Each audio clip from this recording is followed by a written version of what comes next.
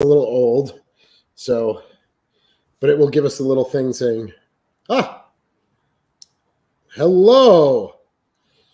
Hi, everyone. I'm Shane Stevenson, Director of Museum Collections and curator here at not here, but here at the Naval Park, the Buffalo Naval Park. And we have another live session with us today. And I would like to introduce Joe Pfadt, who is the Executive Director of the Oliver Hazard Perry Shipyard organization that is working towards bringing FFG 40 USS Halyburton to Erie, Pennsylvania.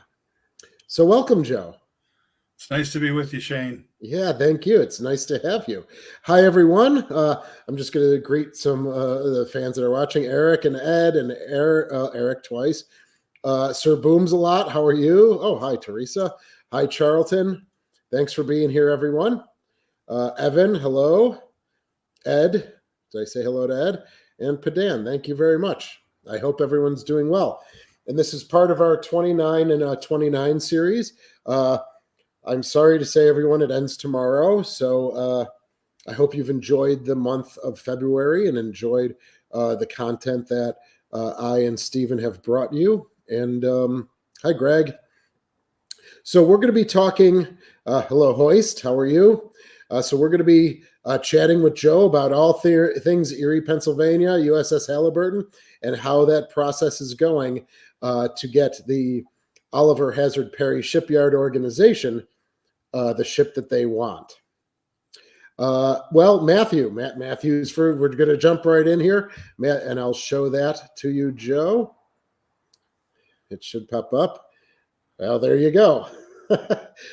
So why don't you just jump right in, Joe? And again, Joe Pfadt is the executive director. And why don't you tell us a little bit about the USS Halyburton? Sure. Well, let me go back to the beginning, the conceptual beginning of where this all began. And I think this fits in with what Matthew had just stated. That would be very cool. Yes, it would certainly be very cool. I'm certainly the number one fan of that. When I was a junior in high school, going back to 1978, the Navy at that point in time was doing the Great Lakes cruise. The cruises, they were bringing ships to the Great Lakes. One of the ships they brought in 1978 was the USS Laws, and I had a chance to tour the ship. I'm a big guy. I'm about 6'3.5", and as I was going through, I hit my head on one of the, and I called it a door. Now it's a passage or a hatch, but I hit my head, so I wasn't going in the Navy at that point. It made an impression on me. But the idea always resonated with me is, well, why doesn't Erie have a Navy ship? Given our storied history of the connection with the Navy, why not? And that idea over the years, I think about it, going up and down the East Coast, visiting some of the historic ship sites and the historic ships, going along the West Coast and some of the interior ships in the country, just seeing some of those and some of those operations. I was always kind of fascinated by that. So the idea lingered for quite some time. I spent 30 years in the Army and the National Guard. So I did my career there. And as I was retiring from my teaching job, I found a little time on my hands, and I had a conversation with our local congressman here. And I just kind of approached him with it. And I said, hey, what would it take to get a decommissioned, especially a Perry class frigate here to Erie, PA? He was like, I don't know, Joe. Nobody's asked me that before. So we'll do a little investigation and find out. Well, lo and behold, the Navy had a process for that. And in 2009, they updated it and they made it a 3-phase or 3-part process. Once we found that out, I had a conversation with the congressman. He said, oh, and by the way, the Secretary of the Navy is going to be in the district in the next few weeks. I'll ask him directly and see what it would take. So you kind of had the stars all align during that period of time it's going on 4.5, 5 years ago. So at the time it was Secretary Spencer. He had a conversation with our congressman, and he basically said, we've got 10 of them in Philadelphia. Let's figure out how to do this and see if we can't make that happen. Well, that part was easy, but it was also, oddly enough, the first person who had really oversight of that or knew that the idea was there was the Secretary of the Navy. So that made it quite interesting as we were just beginning looking at the process. It added a whole different level of being very serious that you involve the Secretary of the Navy from the very beginning. But we got through the initial phases, the initial part, phase one, which is kind of like you're dating the Navy. They want to see if Erie, Pennsylvania, and our organization were a good fit for the Navy. And I think because of the Oliver Hazard Perry story, Erie's long naval history, some of the other events that occurred here, I think we did become a good fit because we were successful with our phase one of the application. Phase two, which takes a year, you have a year to complete it. We finished our initial round of phase two and COVID hit. So things really changed during that period of time with COVID. Now, there are things we could do and things we couldn't do, which lent itself to a series of questions then that the Navy asked of us after we submitted our phase two. So we've submitted not only the phase two, but back in October of 2003, we finished and submitted our phase two questions that the Navy had. So the Navy's been reviewing them. Here we are 4 months into their review process. And I'm sure that they will continue onward. If the answer comes back from phase two with the Navy that yes, proceed, then we'll go on to phase three. Phase three is our tow plan, our how are you going to get the ship from Philadelphia into Erie, PA. It's also a bit of our curation plan and our mooring plan, which we've done a substantial amount of work for that already for phase two, because it was just kind of where the process crosses over. And we would have 6 months in which to complete that. We feel pretty good right now that if the Navy would say yes, we would be in good position during phase three to continue forward and ultimately get the Navy's approval. Just a couple things, I'm sure some of your audience is aware of this too, is any of the Perry class frigates were designed, they were first ship that was actually designed by a computer back in the late 1970s, and most of them were commissioned before or around 1980 to 1984. The first ones being in the late 70s, like 1979, and then the Halyburton was commissioned in 84. Their service life was meant to be a 30-year period of time. And for the Halyburton, it was that. So it was decommissioned in 2014 after 30 years of service, and very notable years of service at that. And there's some firsts that go along with the design, the construction, and the building of the Perry class frigates.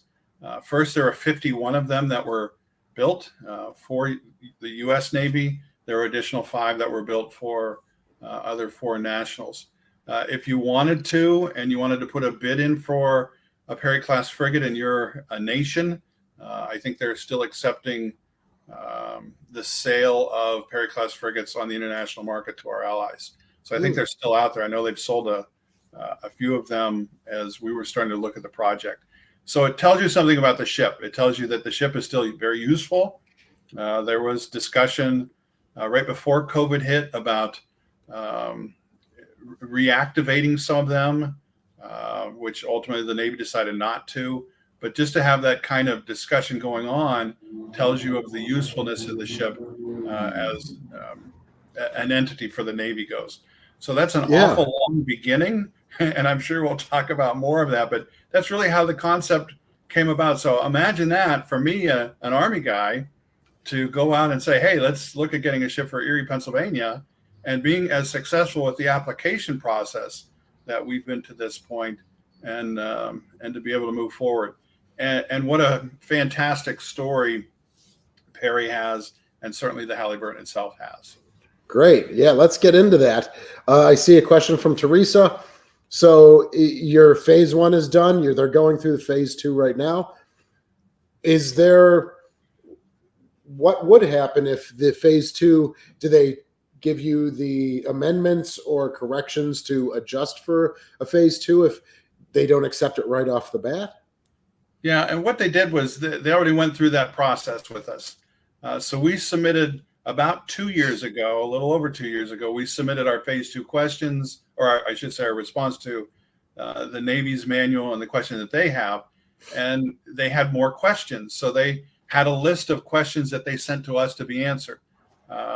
There's no standard set format out there of somebody who's been successful. So I think we're it. I think we're the only organization in the country that's gone through this donation process. Again, it started in 2009. Before that, the Edson went through a different process than what we're going through. So I think we're the only ones that have navigated this to the end of phase 2 and looking at going into phase 3. But of course, the Navy always has the option at any point they could say no, that you're not a good candidate, you're not a good fit. And that would come in the form of probably a rather sharply worded letter, thanks for trying, but no.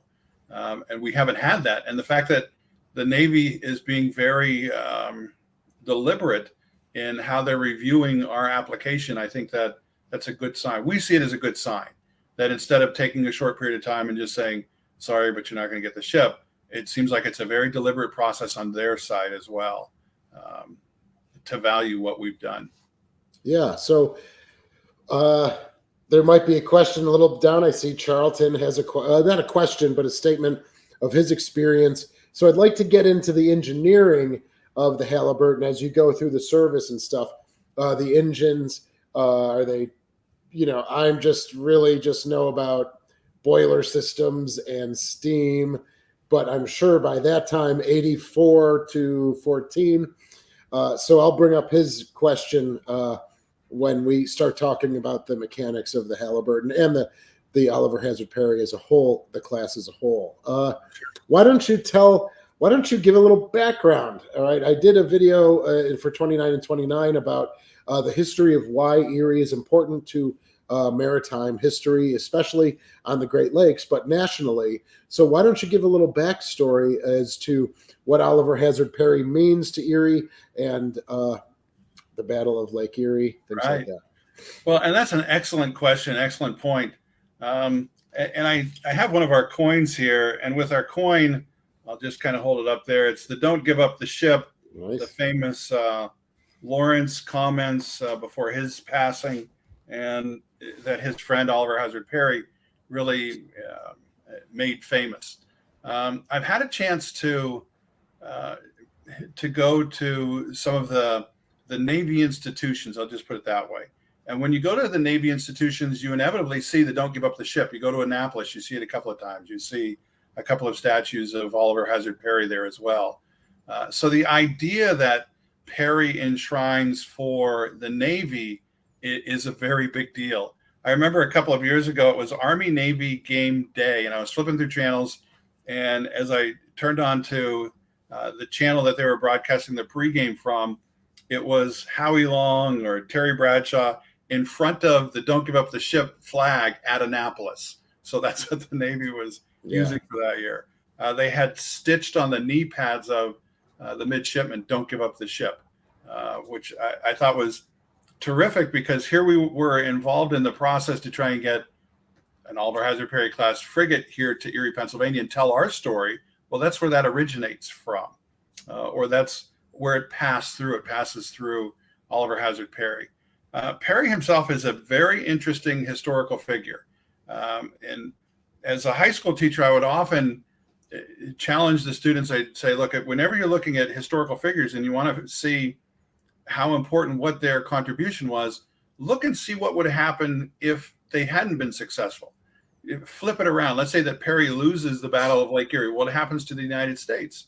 Well, the Great Lakes would still be controlled by the British. The United States probably would not go west of the Appalachians. So that means whatever nation that would have been there probably would have been east of the Appalachians. The whole Ohio River Valley, the Mississippi River Valley would have been controlled by the British. So by him winning and opening up the sea lanes, but more importantly, restricting the British from the sea lanes of the Great Lakes, what a huge contribution that makes, because it opens the whole westward movement.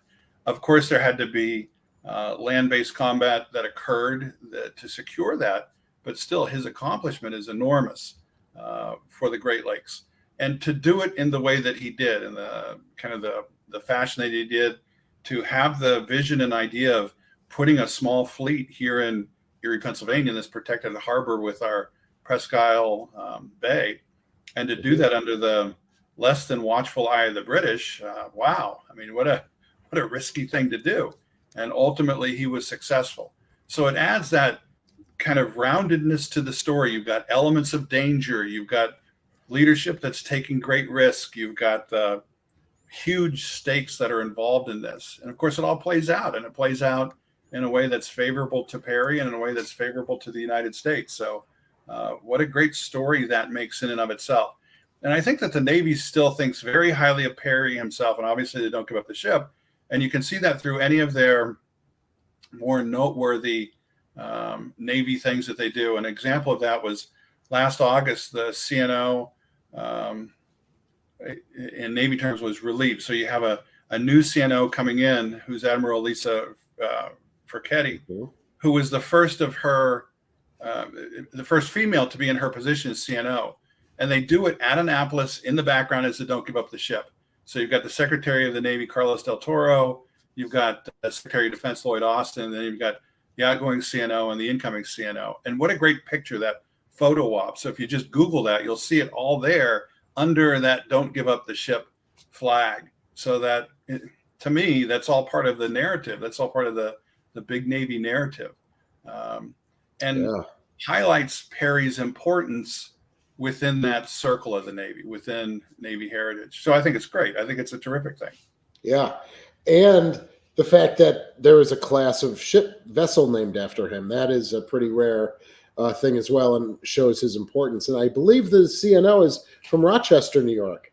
She is, yes. Yeah, just 65 miles east of here. So that's interesting.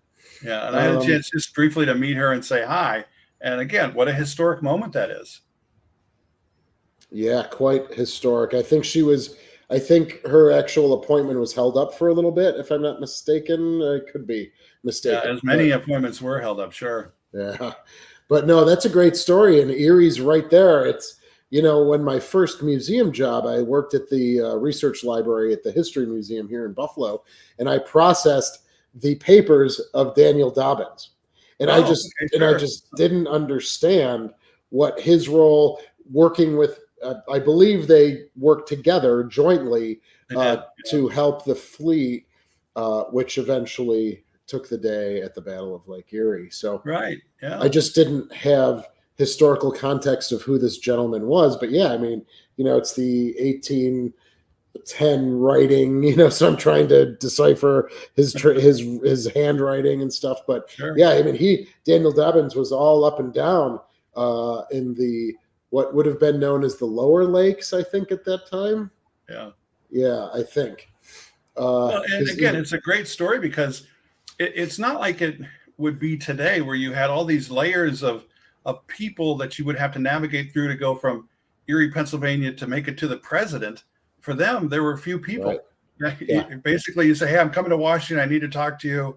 Here's my idea for creating a fleet so we can defeat the British. You're sitting down with the president and you're deciding that. So it's not like it was a monumental task. I mean, ultimately it is, but to be able to have those kind of relationships and connections, they just made them happen.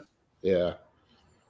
Yeah, that's interesting. So why don't you go? Let me add a little more to your initial question too, because I know that people want to hear about gas turbines and all that kind of stuff. And you have to remember, I'm an infantry officer, and there's a picture of a striker behind me that it was part of my Army career. So my learning curve from basically the day that the idea gathered some steam and some legs is I've learned all things Navy and as well as I can, but you're still talking to an infantry officer in the end. My PhD is not in Navy mechanics, so I'll do the best I can moving forward with that. But just a couple of other asides and little stories that I think are interesting and fun. Erie played a position with the Navy for decades after the War of 1812. There was still the fear that the British were going to come back. So they had the USS Michigan, which turned into the USS Wolverine, would patrol the Great Lakes.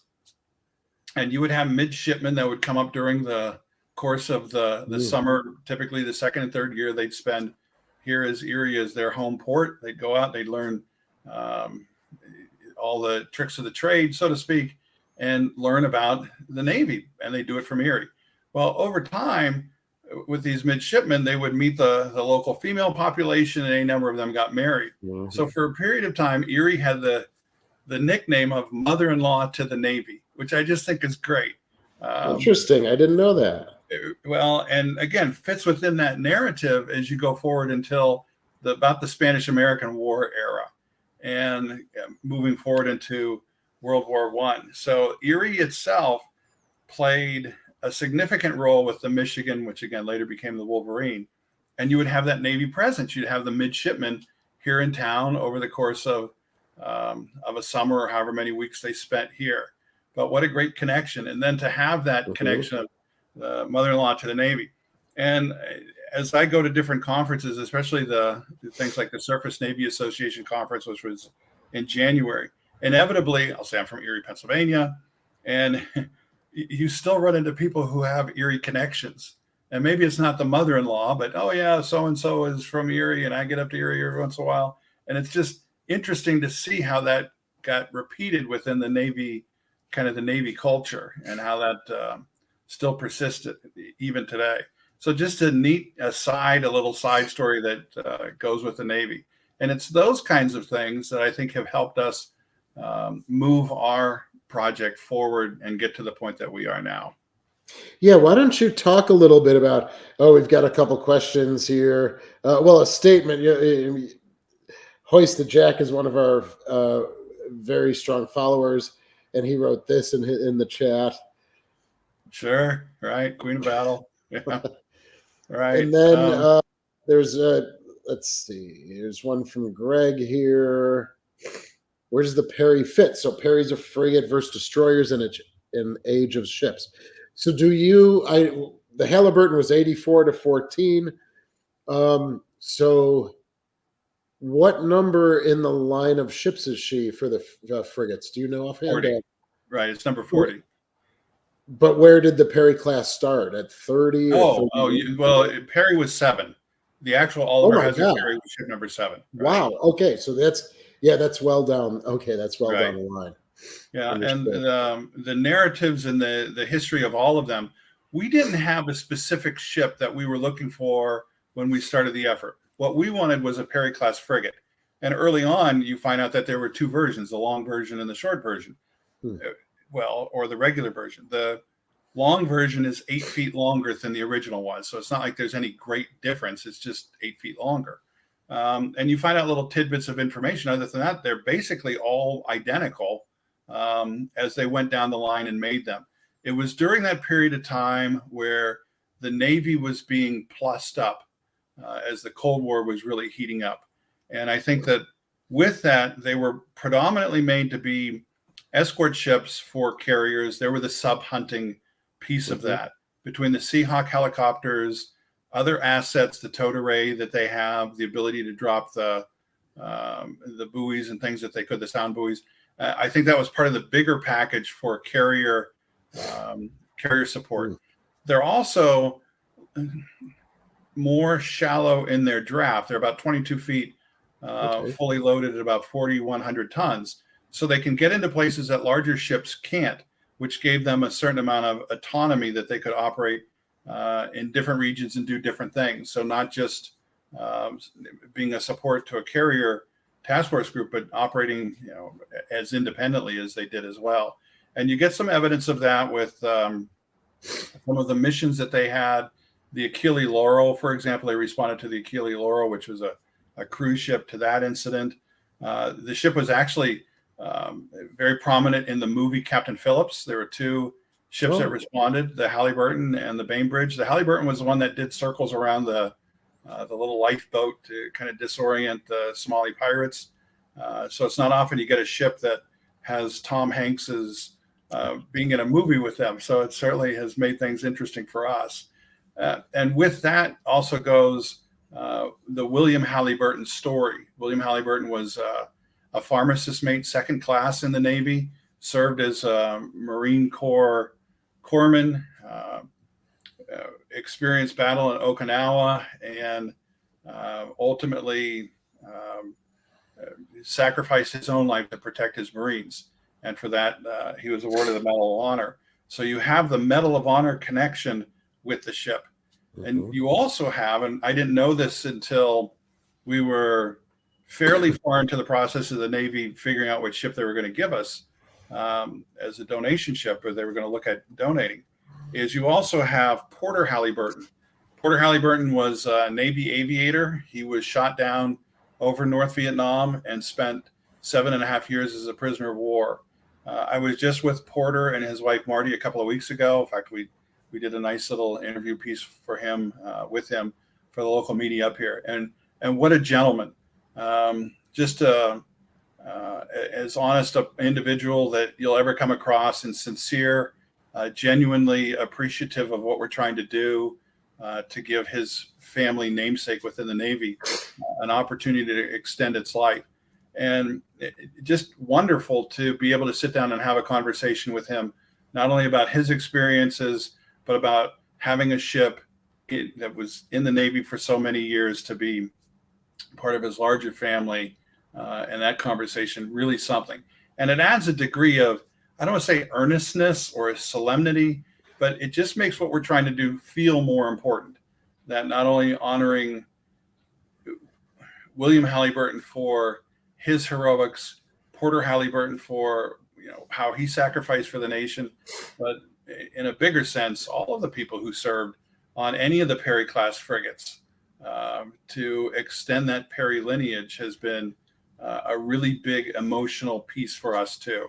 And I certainly had chances to interview or talk with people like Porter. Yeah. What is the relationship with William and Porter? You mentioned they obviously they're cousins. Okay. Right. Thank you very much. Yeah. Yeah. So we have, of course, they filled in the destroyer escort roles, the ASW, especially during Ronald Reagan and that build up to the 600 ship Navy in the 80s. Well, and you had incidents where you had the engagement of Perry class frigates. You had the Roberts with the mine strike that occurred there, and the whole negotiation of the Persian Gulf, working its way back out of a minefield, even though it was quite torn up. You had the 2 Exocet missiles from the Iraqis that would shoot a Perry class frigate, causing the death of sailors, plus the patrol, just the interaction that these ships performed over the course of those decades was invaluable service to the nation. Right. And there's lots and lots of stories like that about what these particular ships were able to do. Yeah. That's one of the things that for most, that's why this is unique. And, there is the Edson. I don't know the service history of the Orlick, but for some of these more modern vessels, you're expanding over theaters of operation and global conflicts, where for most of the fleet, it's World War II, probably right. Some into Cold War. And so for us at the Buffalo Naval Park, we are World War II and Cold War because that was such a long conflict. Right. But now you have the Cold War moving into the end of the Cold War, then the global war on terror, the Persian Gulf conflicts. So seems as though there'd be multiple conflicts for you to be able to tell across multiple crews. 30-year crew, you will have a very active ship, in the associations. That's something that we would all relish with older vessels, is to keep the crew engaged right. as she becomes a museum ship. Well, and one of the fun things that happened to me about 2.5 years ago, when information started to become more public about what we were trying to do, is I remember getting a phone call from a reunion coordinator for one of the ships. And he said, okay, you're going to get the ship. Will it be there by this September so we can have our reunion there? Right. No, but we'd certainly like to have it here as soon as we can get it there. Yeah. Well, this is an interesting question or a statement from Paden Harley. He happens to be the pastor of the church where William Halyburton joined in 1942. So that's really interesting. Where was the Halyburton family from? Well, that's it. They're from North Carolina. I know that there is a medical clinic at Cherry Point that has William Halyburton's name, and I think some of the artifacts that go along with him. I haven't I've been to Cherry Point, but I wasn't there when I knew it was going to be the Halyburton ship that the Navy was looking at donating. So that would have been a couple of decades ago that I was there. So I wouldn't have known that was going to happen. But that's where the family's from. Certainly Porter's from North Carolina as well. And that seems to be where the majority of the family is at. We got a really terrific letter from the Halyburton family in support of what we're trying to do. And it was really very touching. To have a family like that has such a storied history to offer their support meant a lot to me and a lot to our organization. Yeah, that's like certainly with us and the Sullivan family, right? Building that relationship right from the time the ship got here. The remaining family was here, keeping engaged with the offspring. So that's something that you can look forward to. And staff is to not just the closest relations, but the next generations and keeping them engaged. Isn't that great? Well, and I know that Porter and Marty are going to come up in the spring just to look at Erie and see what we're all about, and again offer their support, which is great to have. That's great. Yeah, that's fabulous. Let's see. Oh yeah, it says Halyburton moved to Wilmington in 1940 to live with his aunt and uncle. Okay, Robert Young, hello. Is there a chance that we can nail, meaning the Buffalo Naval Park, the USS Little Rock LCS 9? Probably not. It would be too much for us to have 4 vessels in the water at the same time. And they are currently, as Joe was mentioning, they're currently looking to sell to allies around the globe. So they're looking to sell LCS 9 particularly, but then all the others that have been decommissioned already after 5 plus 6 years. Right. Which you had the commissioning ceremony for that in Buffalo, as I recall. Yes, we did. Just a stone's throw in the past in December of 2017. Now, I wasn't working there at the time, but I started maybe 3-4 months after that.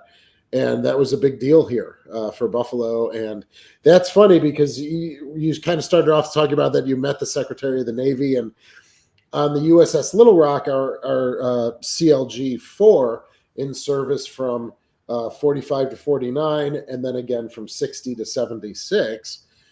The Secretary of the Navy under President Obama served on the USS Little Rock, which is how there was a second USS Little Rock commissioned here in Buffalo, because that's the exclusive right of the SecNav to name ships.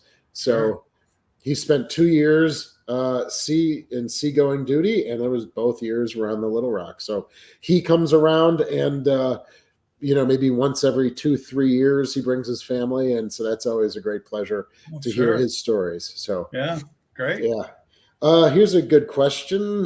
Let's see. Thank you, Greg.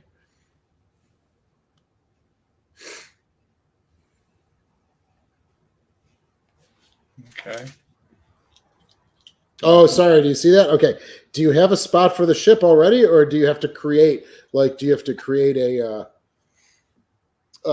dock and a berth, so to speak? Yeah, and we're working with Western Area Port Authority to do that. Initially, we had a couple of different locations within Presque Isle Bay itself, and ultimately we looked at one of what we call the East Basin portion of Presque Isle Bay. And I think that if we had our choices, that's probably where we would end up going. And that will be all part of what we get done in phase 3. So yeah, we have places that we think would be a good fit. We still have to work with the Port Authority through the letter of intent that we have with them. We had that through not just their processes to do things, but they also had a public vote, which was a great vote of confidence, because that's what allowed us to move forward and get some of the support that we did. So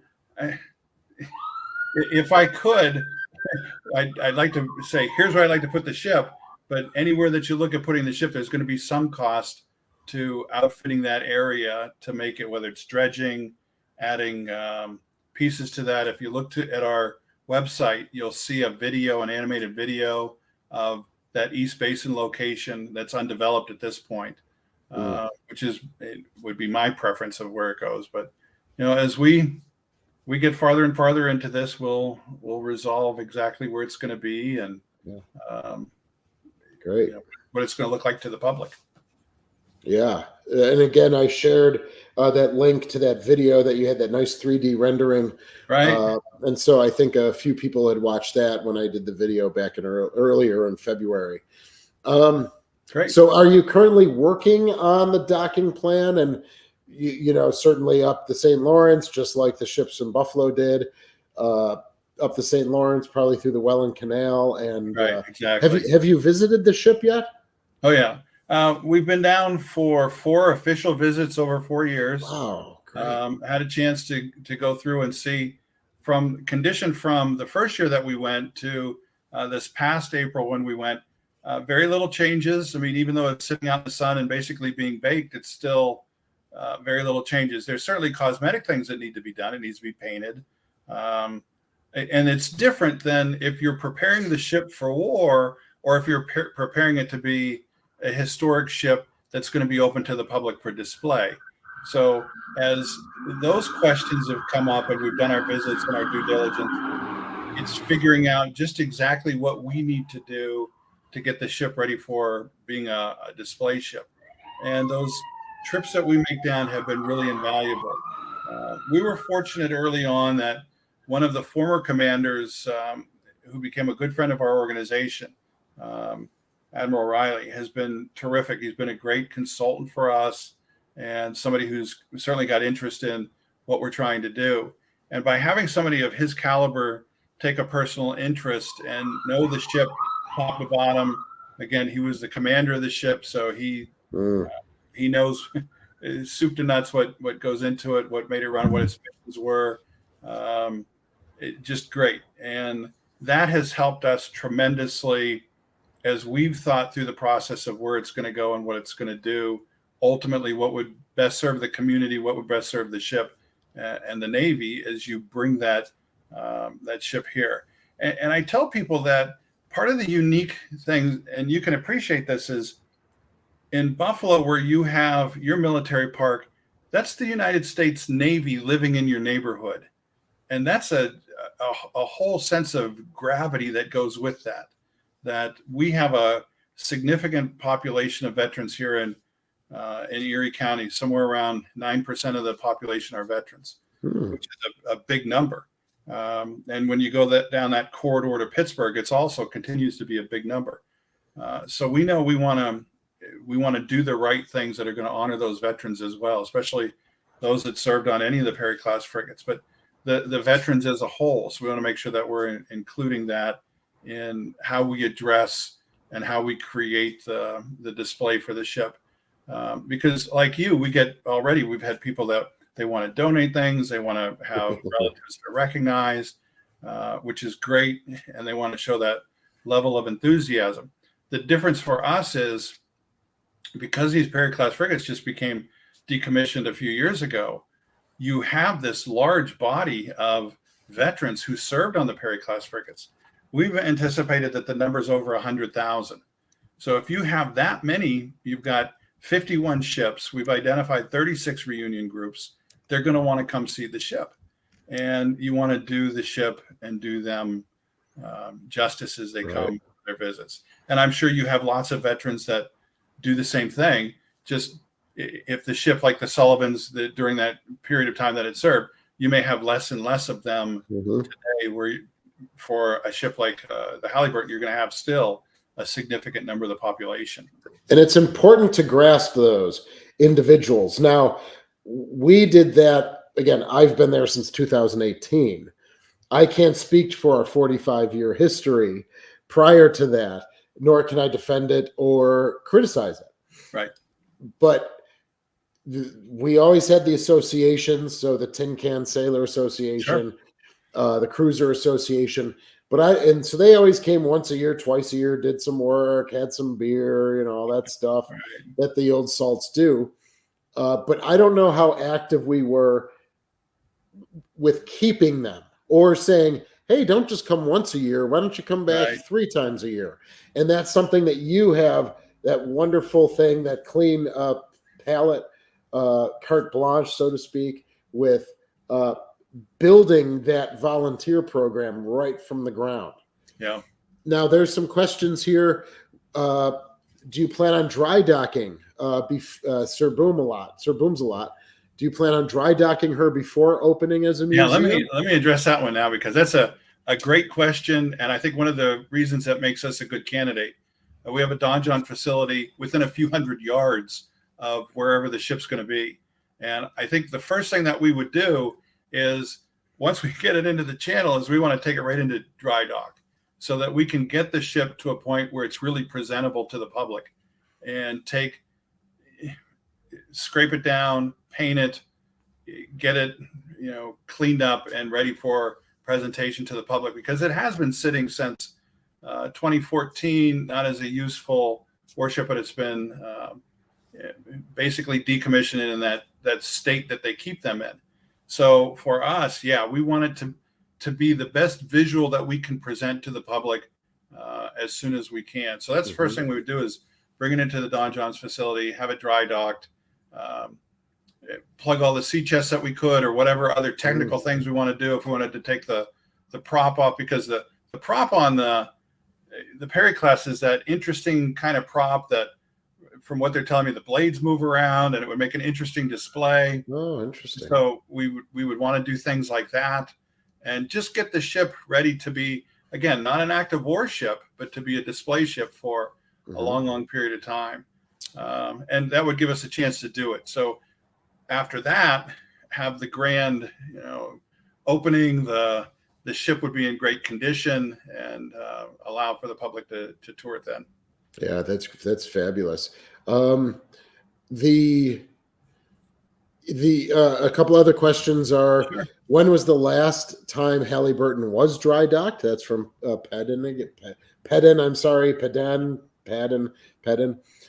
So do you know when the last time usually, from my understanding, especially with the ships that we have, they were dry docked right around the time of their decommissioning, right? So that's right. Actually, I think it was in 2009. Okay. And we have records of all that just off the top of my head. I think that's the right time frame. I think it was 2009. Okay.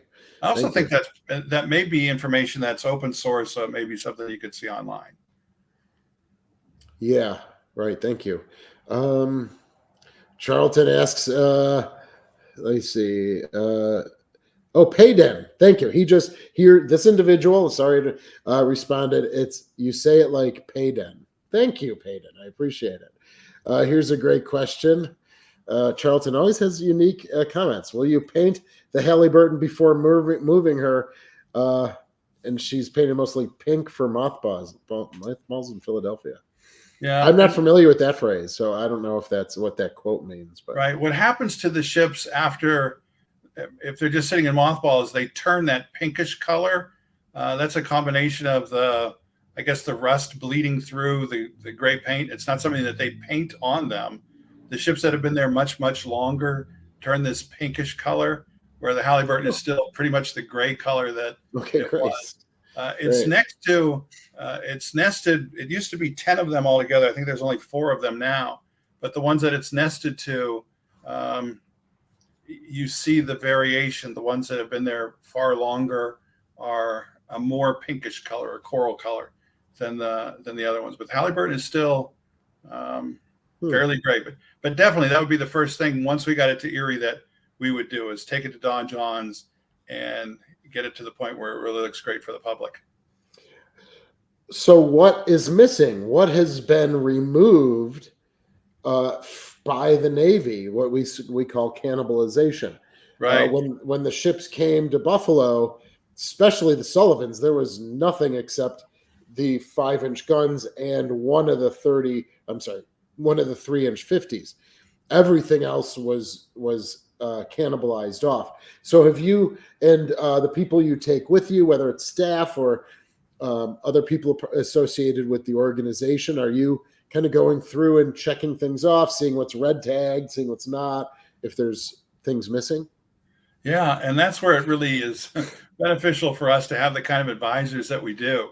When you have a former commander of the vessel, he knows everything that was on the ship. And literally, he knows everything that was on the ship.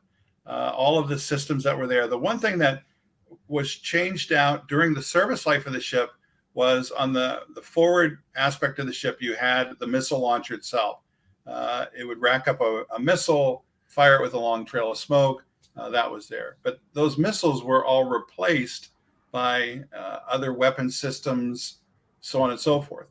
So the Navy, back in probably before 2000, had taken off those the missile racks themselves. So they covered those over, and for different operations, they put different weapon systems. Everything that amounted to, I'll just call it a large machine gun, to other systems that would be used for different interdiction roles or just different kinds of roles for the ship. So for all of them, they removed those missile launchers. So the one-armed bandits, as they call them, they weren't there anymore. Yeah. Weapon systems that were still on the ship, the tubes for the torpedo launchers are still there. Some of the crew serve weapon systems are still there. Things in the CIC that are still there, all the scopes and things for the most part, those are there. The bridge itself is, to me, it seems like it's fairly well intact. Even the captain's, the CO's chair is still there, and the XO's chair is still there. Some of the other things, though, that are more ceremonial that are missing is there was a teal wood strip that went around the bridge area where people would stand by the bridge and look. Now, what they did was they removed that, they cut them into little pieces, and those were given out as little ceremonial trinkets. Nice. But sure, there's a number of things that have been removed that, unless somebody instructed me as to what they were, I wouldn't know. So I know that's occurred. But then again, what surprises me at times are the things that were left on the ship. And at this point, because it's in a donation hold, they're not removing things from the ship. They're kind of keeping them intact. Now, having said that, they're taking the long towed array from out of the back of the ship. I know that they gave us notification that we were going to do that. Due to the current op tempo right now, there's a good chance that at least one of the gas turbine modules will be removed. And those mods are impressive to see. That's like the engines are encased in this big box. That all has to do with fire suppression and how the ship would be operated, because we're never going to turn engines in it. So some of those things may or may not be there when the ship is actually donated.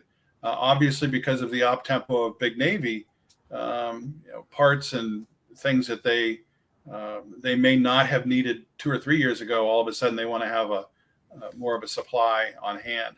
The crew compartments are all still there, which is that's one of the big difference from the ships that you have. When you see the 3-layer crew compartments, I would never fit in one of those. You'd have to fold me in half. But it really gives you a good indication of what life was like on board a ship, and a modern ship as well. The Navy folks that we take out or have taken down on tours have said, yeah, this is what you would see in the fleet today. This is the kind of living space. So that hasn't really changed. All of the ceremonial things, the heraldry items and those kind of things have been taken to storage somewhere.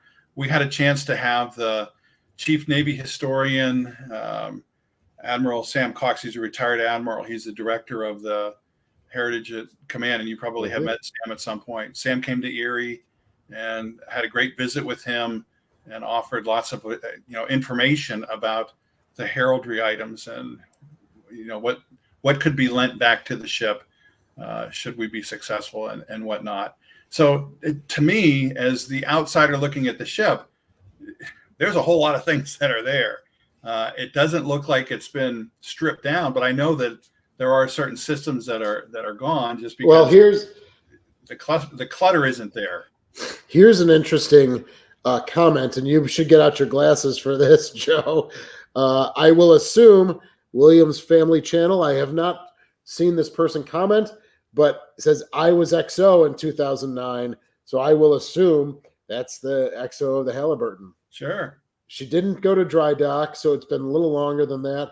They removed the Fire Scout UAV system she had when I was there. So please, William Family Channel, If you have And other that's great. comments as we Yeah. go through, Joe's, I don't know if you caught it from the beginning, but Joe's the executive director of the Perry Shipyard, the organization, obviously trying to get the Halyburton. So I would love for you guys to connect, or Gail, depending. I don't know. Sorry about that.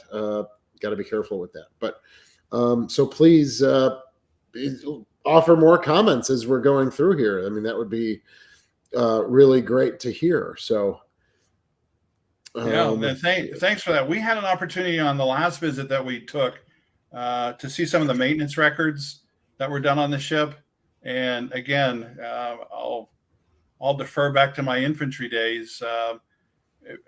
I probably didn't have the greatest appreciation of what I was seeing, just because I wouldn't know. So looking through the records that they presented to us then were significant and substantial, and gave us a really great idea of where the ship was.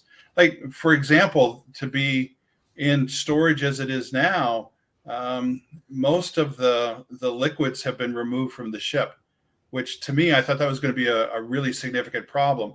After having visited the USS North Carolina and realizing that there were so many thousands of gallons of fuel still on the ship, that was one of my fears, is that we would have great volumes of fuel or other fluids on the ship, but they don't. When they prepare them for dry docking now, they take most of the fluids out, and I've seen those records. And I don't know if they do that just generally for ships that are going to be used for SINKEX, turned into reefs on the bottom of the sea, or whatever they're going to do, but it seems like that's one of the things they do in preparation for the decommissioning process. This individual, Williams Family Channel, just responded again saying that they were the chief engineer on the USS the Sullivan's DDG-68. So I'm just saying, please get involved. Please, thank you for saying hi. Right. And great to meet you. Wow, that's fabulous. And I get such a kick out of that, as we'll hear from people who were on the ship anywhere from 1984 to 2014, and they'll have their stories, and they'll want to let us know. We had, and again, the me not recognizing who I'm talking to sometimes, different chiefs that I've talked to at different points in times about what their experience was like. And I say the same thing to them. I said, look, you got to get a hold of me so I can get your story, so that I can get that story of when you were on the ship and when things were occurring, and what your experience was like, because that's the only way it's going to happen, is if somehow they can get through to us and make those things known. So how big is your organization right now? Are you building up staff? Do you have some staff? We talked a little bit earlier about developing a very strong volunteer base right from the get-go. So where are you in terms of, once you get accepted, we're ready to roll? Once you get the docking plan down, the third part or the third phase is accepted, you got the ship there. What do you hit the ground running with? Yeah, that's an excellent question, because that drives a lot of where we are within our planning process and where we want to go. Clearly, the Navy always has the ability to say no. So there's only so much that you want to do up to that point. We have a very strong, active board of directors that is far more active, because we need to be at this point and where we are with the process. We have several people who are in that support role, and I include myself in that, where we're the ones going out and talking to people daily. We're the ones going to conferences or visit other ships, or making sure that our consultants are doing what they need to do to respond to the application process. So we're certainly not a big organization right now, but we understand going forward where we would need to grow, and grow rapidly.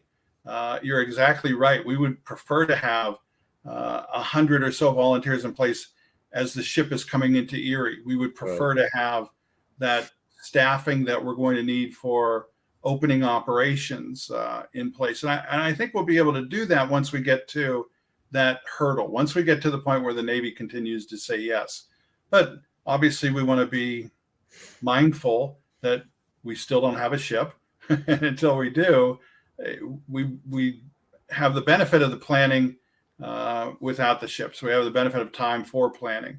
And we've really focused in on doing that. And that's what I spend a lot of my time doing now. It's going to talk to people who in the local community are influential, potential donors, people who we know are going to have an interest in the ship, and solidifying those relationships, and then taking on the bigger picture. I mean, we talk to people from all over the country who are involved in different aspects of what it will take to get the ship prepared for its community debut. And we want to make sure that we do that right. We want to make sure that we've got all of our ducks in a row, so to speak. So we're mindful of that. And when you go through the process that the Navy has set forward, you have to do those things, because the Navy wants to, they want to do a temperature check. They want to see, do you have the institutional intellect to take control of a ship and to make the ship a piece of your community, but also to portray the Navy in a good way, so that you're showing the community, the larger community of the nation, that you've got this, that you really understand what a treasure the Navy is donating. And we get that. We understand that. Yeah, that's portraying the Navy in the right way is something that we can't forget. Have you been to? You'll be part of the HNSA, the Historic Naval Ship Association. Have you? I am. I didn't have a chance to go to the conference in Albany this year. I was traveling. I was out on the West Coast when that was occurring. We had to take care of some other business, but yeah. So yes, I have my membership and get the magazine, and excited about it. And we try and do things in a smart way. So it's great to see what the organization has and does. It's great to see things like what you're doing now with your use of the internet to do these TV spots. That's great. And it's also interesting to see how other operations work, what their templates are, how they conduct themselves and do business. I was excited to go down to see the USS Texas before it was put into to dry dock, and to talk to their new executive director before that happened. Some similarities between what they were doing, what we're trying to do, and then of course some things that are vastly different because of the generational age of the ships, but still all part of the same idea. So gaining a lot of that knowledge was good. Probably some of the better organizations like yourself that I've had a chance to go to. I did go out to Honolulu to see Missouri out there, to see the operation there. But you're talking about 1 million people a year, just like what you see in San Diego, 1 million people a year that are going on to the Midway. And what a change they've made to the community, to those local communities, that inner harbor area, or that harbor area in San Diego. All the restaurants and things that have popped up, and now they're going to put a park there. Or to see Patriot Point, or to see some of the bigger ones, but then also to see some of the smaller ones and see how they operate and learn lessons from them. So that was a valuable part of my road in preparing not just myself, but again, the people that we would look at bringing on board in the future. Yes, I think any ship that has a degree of success has hundreds of volunteers behind that success, whether they be docents or people who come out once a month to answer questions, or they chip paint, or whatever the case may be. But I think that's where the success begins for any of those successful operations. We have a question from Ed Webster. Hey, Joe, how many years do you predict till opening once the ship is, once you have secured, let's be positive, once you secure the ship, when would you, do you have like can you just throw out a year, so to speak? Yeah, and actually I can connect all of the dots to a time frame. One of the things that Pennsylvania is really taking efforts to lead the way nationally in is the 250th anniversary of the nation. Clearly, a lot of the national history was written here in Pennsylvania, and I know that the Commonwealth is planning on things to occur around that 250. So for us, we want to be operational by July the 4th of 2026. Now, that isn't that far away, but that's when we would like to be in operation. So if we can make that happen, then I think we're firing on all cylinders. So that becomes our target date. Now, and all of us will go down there for the 4th of July celebration, right, everyone? You're right. I was going to say before COVID, because we were set back a good year and a half with COVID. That seemed like a really kind of out there date. But now in the post-COVID world, it doesn't seem so far away. But that's what we're aiming for. So that's still a little over, well, not quite 2.5 years, but it's certainly over 2 years to get to that point. That's what I'd like to do. So thanks for the question, because that's when I'd like to be open and operational. That means everything has fallen into place, into line, and the Navy continues to say yes. Oh, that's great. That's great. Before we wrap up, again, now for people watching, we have about 33, 34 people watching currently. Please wrap up any questions or thoughts you have for Joe, but I'm going to let Joe talk about, he's involved with another organization. And do you want to speak to your other organization? Sure. Let me just give you a little kind of a mindset thing here. As a high school teacher, I had a chance to talk to hundreds of students who went into the military. Now, fortunately for me, I didn't really talk anybody into it, but I would often give them kind of my story. And having spent as many years as I did in uniform, it was important that I be able to do that. Now, unfortunately for me, I lost 3 former students in action. And that really weighed heavily on me to make sure that if I were in a position where I could ever honor them or other veterans, I would. About 14 years ago, the idea of a different organization kind of came into my mind, and we call it Warriors to Washington.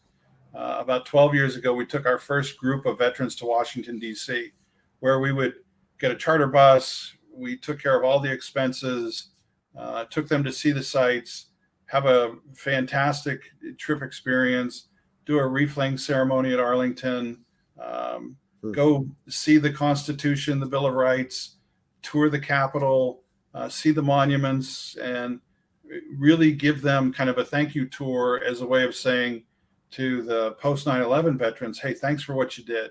And by them, we take a veteran and a guest. So often it would be a veteran and their spouse, and give them a chance to go to Washington and see all the sites. But again, a way of saying thanks for what they had done. Gary Sinise was in town last summer, and I had a chance to talk to Gary as kind of an aside. And I certainly feel for his loss today and the loss of his son.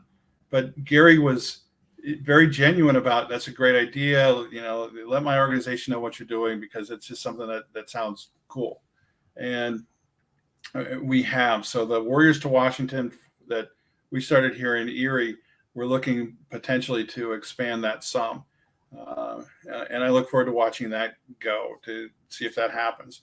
But it goes really, to me, when you're a commander in the Army, just as I'm sure when you're a commander in the Navy, the people who you have within that command become very, very special to you.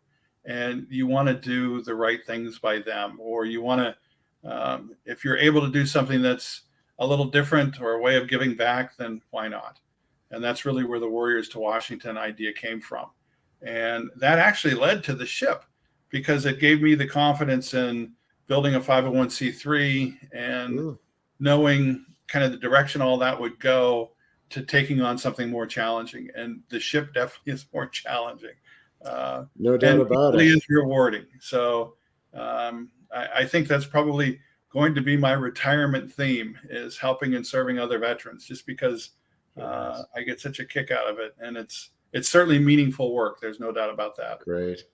Yeah. Thank you for sharing that. Sure. Warriors to Washington. So warriorstowashington.org, if you want to see. Thank you. Our website is there. Thank you. And now we're getting a question. Is a helicopter in the future on the ship or on display somewhere like a helo? Yeah, and that's a really great question. If you look at the animated video that you had shown, we have these things that look like oval-shaped pads. And what I would like to do on those pads is to have a Seahawk helicopter.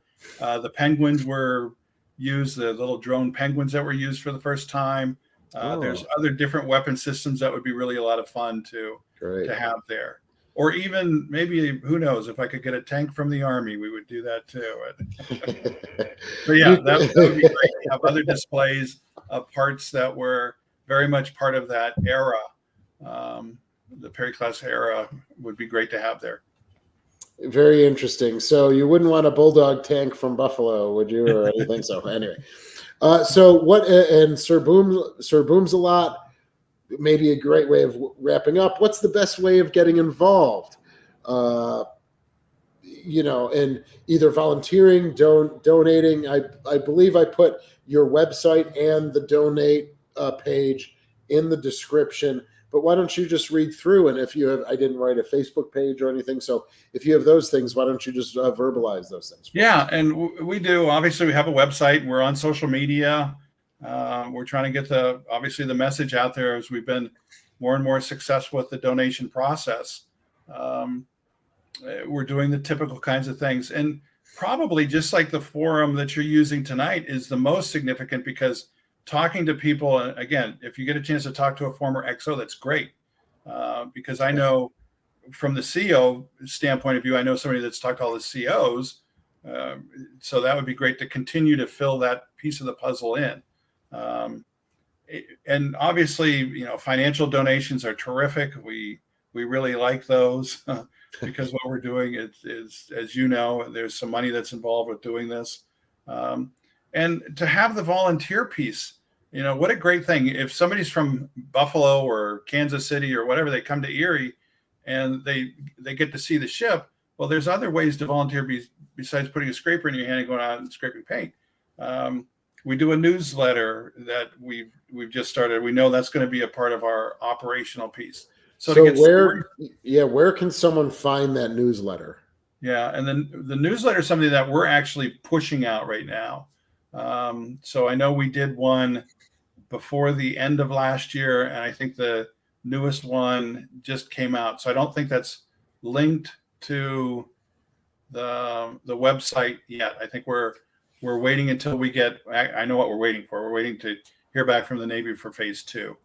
So gotcha. But your newsletters will be embedded in the website on a page. Yeah, we want to do those in the beginning quarterly until we get the ship. Then once we get the ship, we can do them as often as we want to. Right. I like what they've done in Albany. I thought that was a good opportunity. I know that you push information out on a very regular basis as well. And those become very useful because it allows for people to volunteer in a little more unusual way. And sometimes that volunteering of information is what becomes really significant and important. And again, great to have that on hand. So yeah, there's a whole variety of different ways that people can volunteer. And just to bring kind of full circle to that, I'm no different than any one of the people that you're showing this to or that will see this tonight. I'm no different from anybody out there. Nothing special about me. I just came up with this idea and I want to see if we can make it happen. And so far we've had success, which is great. Because oftentimes there's this illusion that, there's the Wizard of Oz kind of thing, that the person behind the curtain is something other than just a regular person. But no, that's all I am. So we've tried to be smart about what we're doing and get the right people involved. And I think we've done a good job with that. Part of the evidence that I have to show for that is I'm talking to you, Shane. So we must be doing something right. Yes, that's great, Joe. And to bring the viewers full circle, we did meet and coordinate. I believe it was in 2019. You reached out to the Buffalo Naval Park and you came up and we had a meeting and we talked about best practices, things like that, what we've learned and what we can share with you. And we walked, you walked out of the building, but we turned around and said, hey, this is an ambitious plan. And we were always hopeful that we would get to this point. And now we're meeting again after COVID, as you said. And this is really, we're very excited. I know the museum ship community is extremely passionate about this.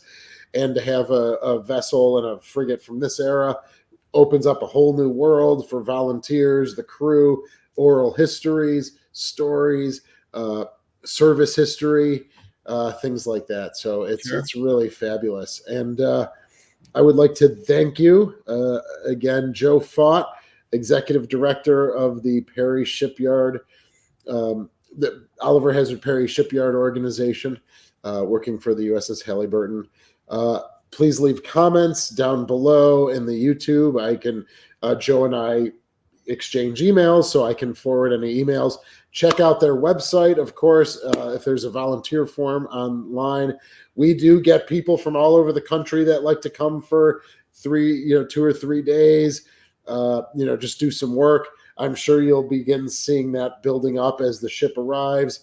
Sure. So people, they love it enough to where they're willing to come and spend 2 or 3 days, that's, some distance from their home.